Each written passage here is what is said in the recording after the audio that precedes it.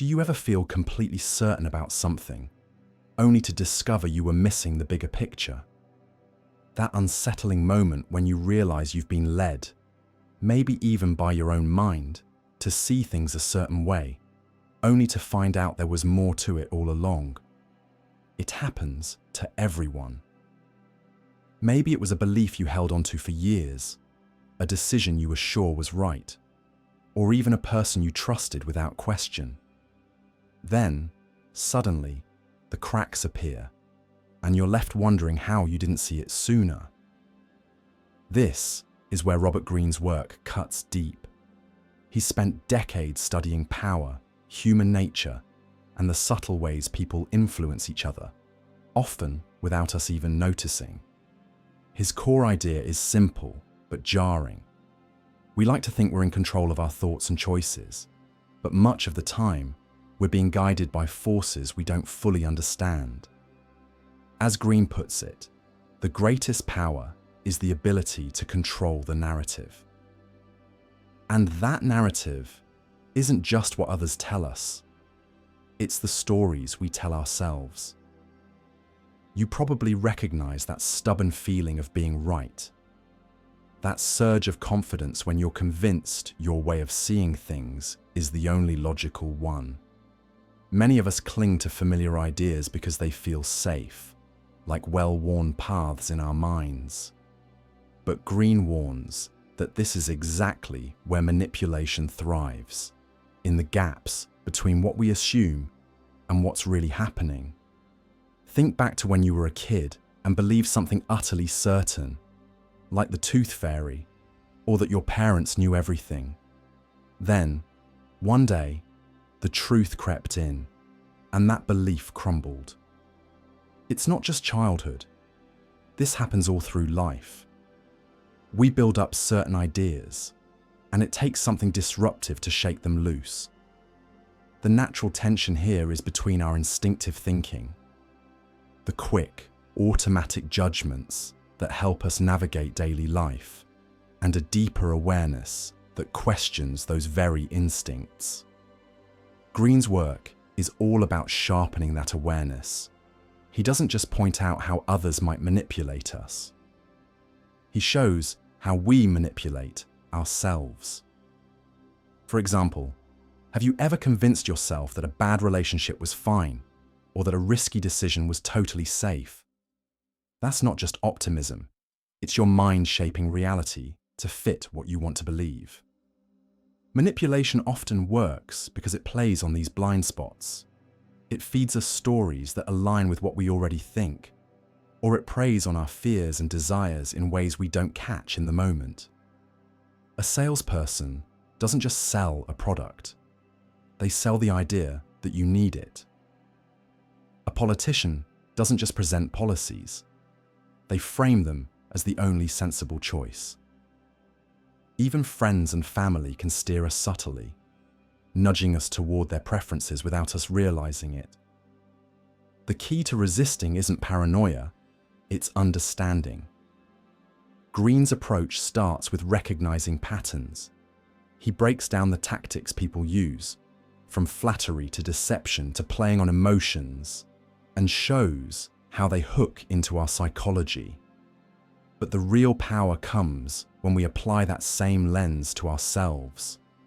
Why do we fall for certain things? What vulnerabilities are we ignoring? It's not about becoming cynical. It's about becoming clearer. Think of the last time someone said something that instantly made you defensive. That reaction didn't come from nowhere. It came from a place inside you that felt threatened. Manipulators know how to find those places. They might twist an insecurity into a weapon, or dangle validation to keep you coming back.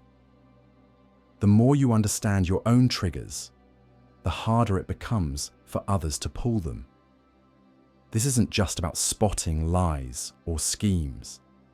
It's about the stories we accept without question, the beliefs we never challenge, the ways we give away our power without realizing it.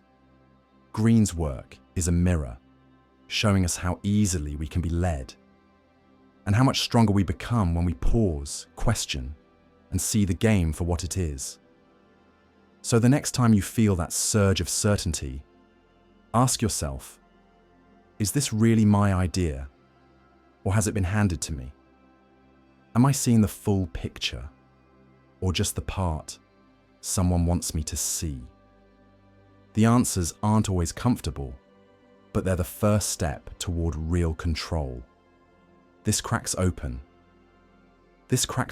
a new way of seeing the world, where the simple labels we once relied on start to blur. At first, everything seems straightforward. People are either good or bad, actions are right or wrong, and manipulation is something only bad people do.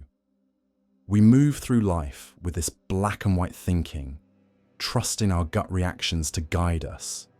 It feels safe, predictable. But then something happens. A friend's backhanded compliment, a coworker's guilt-tripping favor, a partner's subtle blame shifting, and the cracks in our understanding widen. Suddenly, the world isn't so simple anymore. This is where the confusing middle begins.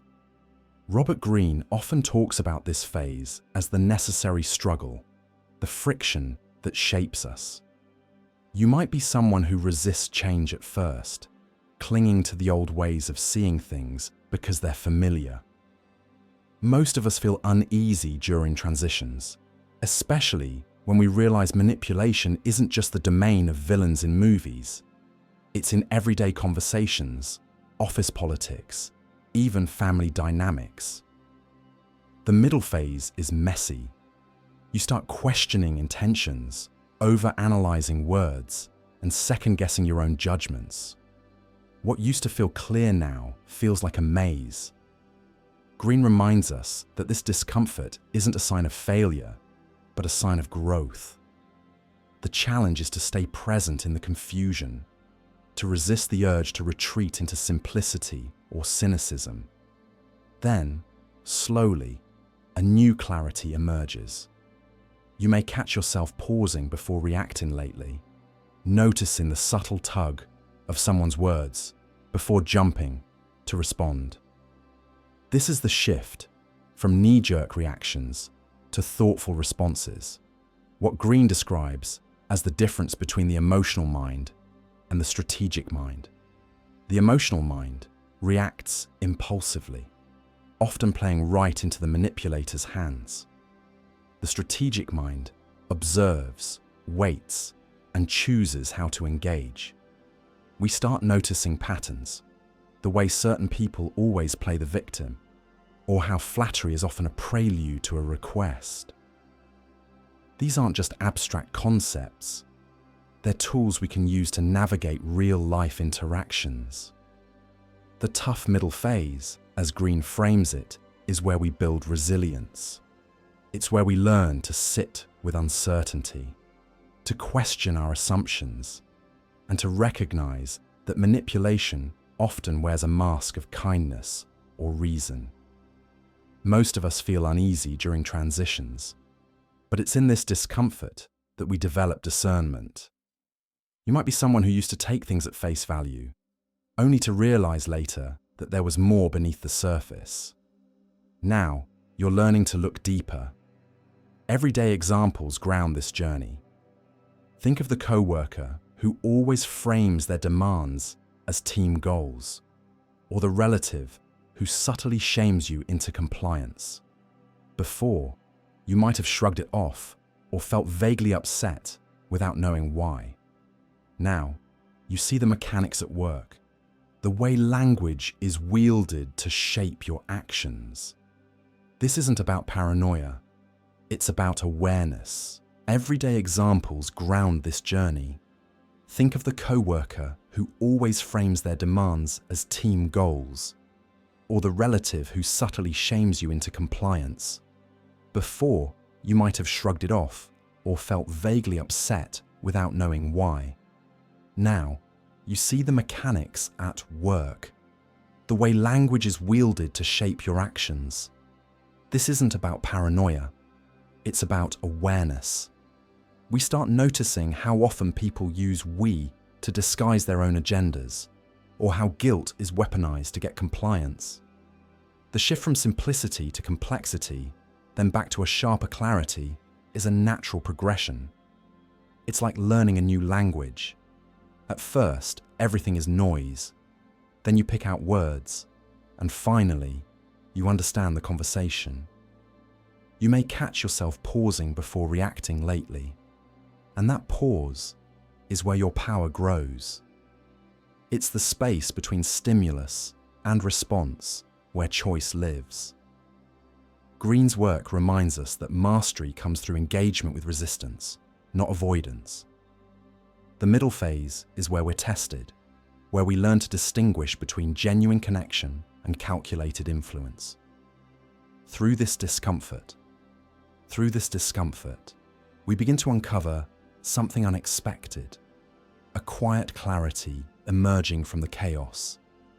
It's like waking up in the middle of the night to a storm raging outside, only to realize the noise you've been hearing isn't just the wind, but the creaking of an old door you've never noticed before. That door, once opened, leads to a new way of seeing things. At first, it's unsettling. Change always is. But slowly, almost without realizing it, we start to notice shifts in how we move through the world. Old frustrations don't bother us as much. Daily decisions come easier, as if some invisible weight has been lifted. This isn't magic, though it can feel that way. It's the Barnum effect in action, the way we recognize ourselves in broad truths and begin to align with them. When we hear something that resonates, even vaguely, our minds latch onto it and amplify it. Suddenly, the pieces start fitting together. Patterns we once overlooked now seem obvious. We begin to question why we ever tolerated certain things. The ill-fitting relationships, the jobs that drained us, the habits that kept us stuck. It's not that the world has changed, it's that we have. The journey to this point isn't linear. There are days when the old ways pull at us, whispering that it's easier to go back. But once you've tasted even a little freedom, it's hard to unsee it. Think of it like breaking in a new pair of shoes. At first, they pinch and rub, and you wonder if they'll ever feel comfortable. But with time, they mold to your feet, and one day you realize you've forgotten they're even there. That's how growth works. The discomfort fades, and what's left is something that fits you perfectly. Together, we discover that much of what held us back was never really about external obstacles, but the stories we told ourselves. The "I'm not ready," or "I don't deserve this," or "what if I fail?" Those were the real barriers. And once we start questioning those stories, they lose their power. It's like finally seeing the strings on a puppet and realizing you've been the one pulling them all along. The moment you drop them, everything changes. Many notice that old triggers don't hit as hard anymore. The coworker who used to drive you up the wall now barely registers. The small daily anxieties, the what-ifs and worst-case scenarios, start to feel like background noise rather than the main event. This isn't about becoming numb or indifferent. It's about gaining perspective. You begin to see that most of what you feared was never as big as it seemed. There's a lightness that comes with this shift. It's the feeling of finally exhaling after holding your breath for years. You might catch yourself smiling for no reason, or noticing the way sunlight filters through the trees on your morning walk. Little things that used to pass you by. Gratitude becomes less of a practice and more of a default. You stop chasing happiness because you realize it's been here all along, waiting for you to slow down enough to see it. Robert Greene once described true freedom as like finally taking off shoes that never quite fit. That's exactly what this feels like. For so long, we've been walking around in shoes that pinched and blistered, convincing ourselves that was just how life was supposed to feel. But now, barefoot and unburdened, we understand there was another way all along. The path wasn't about finding better shoes. It was about realizing we never needed them in the first place. Together, we discover that the most profound changes often come from the simplest shifts. A slight turn in perspective, a gentle release of what no longer serves us. It's not about grand gestures or overnight transformations. It's about the quiet moments when we choose ourselves, again and again, until it becomes second nature. And in those moments, we find something extraordinary, the unshakable knowing that we were always enough, just as we are.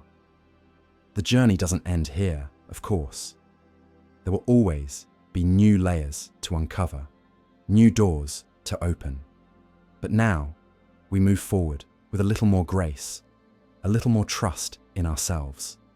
The storms may still come, but we're no longer afraid of the rain.